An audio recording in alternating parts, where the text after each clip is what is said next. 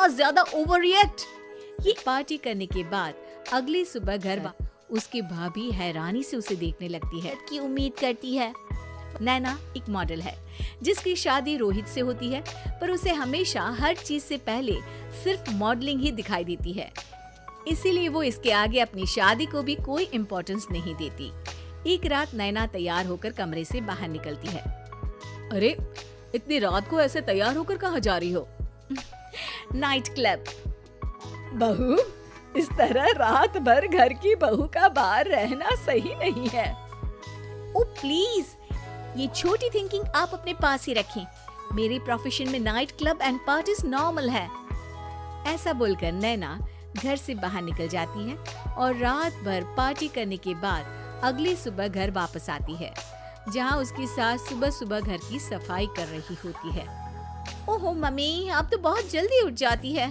चलो अच्छा है, मैं चली सोने। जब पूरी दुनिया के उठने का समय है तब तुम्हें सोना है। भला ये भी कोई घर वापस आने का समय है? Not again, mom. मैं आप और आपकी इन बातों से टायर्ड हो गई हूँ।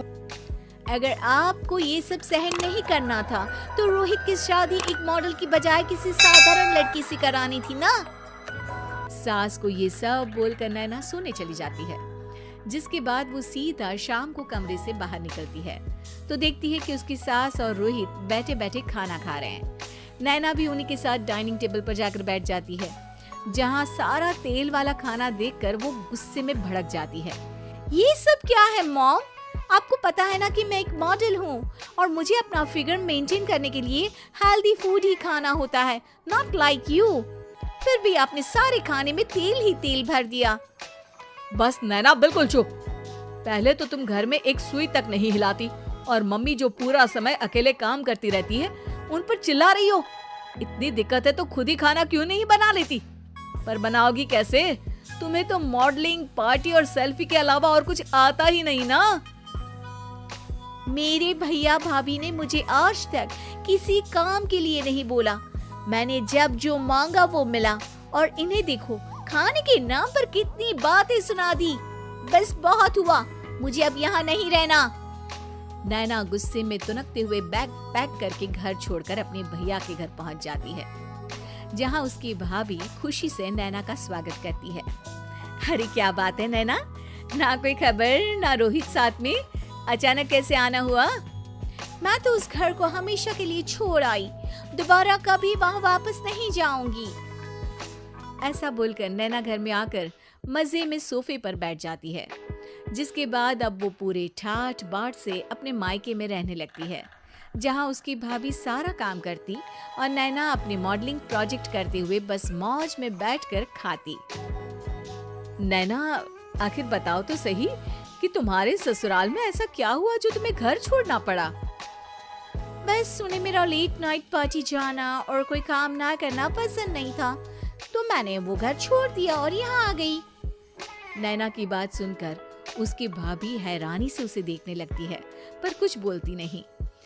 इसी तरह कुछ समय बीतता है और देखते ही देखते अब नैना के पास मॉडलिंग के प्रोजेक्ट्स आने कम हो जाते हैं, जिससे नैना बहुत परेशान रहने लगती है। ऐसा कैसे हो सकता है? मैं इतनी सुंदर मॉडल हूँ तो फिर भी मुझे काम क्यों नहीं मिल रहा? देखो नैना, काम में ऐसे उतार चढ़ाव तो आते ही रहते हैं। आज नहीं तो कल तुम्हें इससे भी अच्छा काम मिलेगा। तब तक अगर तुम चाहो तो घर में खाली बोर बैठने से अच्छा है कि मेरी मदद कर सकती हो।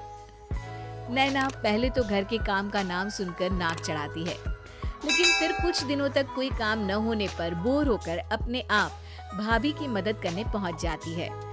इसी तरह धीरे धीरे उसकी भाभी नैना को घर का काम करने के साथ सारा खाना बनाना भी सिखा देती है। एक रात नैना और उसके भैया भाभी साथ बैठकर डिनर कर रहे होते हैं। पता है, आज का सारा खाना नैना ने बनाया है। मैंने तो बस आज थोड़ी सी ही मदद की है। मानना पड़ेगा नैना, खाना तो बहुत स्वादिष्ट है। आखिर मेरी बहन मल्टी टैलेंटेड जो है, मॉडलिंग और घर दोनों एक साथ बखूबी संभाल सकती है।